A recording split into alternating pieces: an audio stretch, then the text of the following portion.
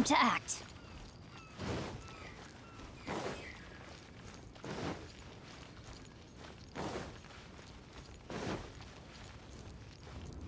Body and mind.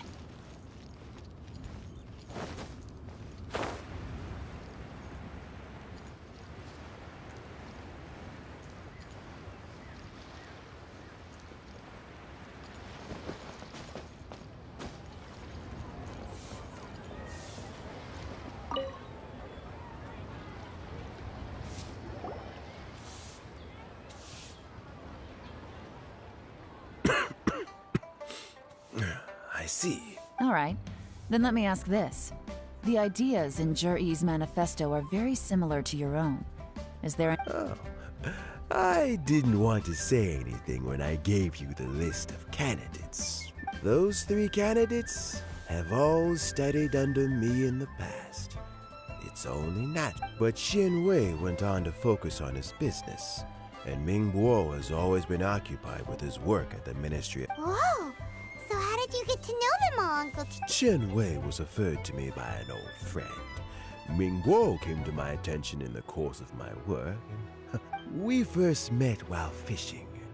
Gradually, as we got to know each other, Juri came from a poor family, and his parents died when he was very young. He reminded me of a younger version of myself. So I started out giving him a few words of advice when we were out fishing and noticed how quickly he got on. Quite. And now, all of a sudden, he's grown into a mature young man. The young are growing up, and I am growing old. I don't know, Uncle Tian. You still seem in pretty good shape to me. You might have another few years. Oh, you. There's really no need to console me. Having less energy than I used to isn't such a bad thing.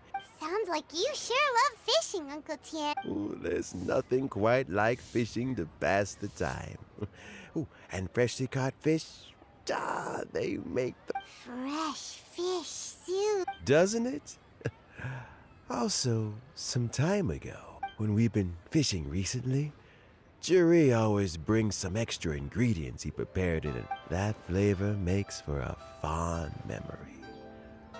Oh, can Paimon come next time too? Paimon really... Let's get back to the matter at hand. Uncle Tian,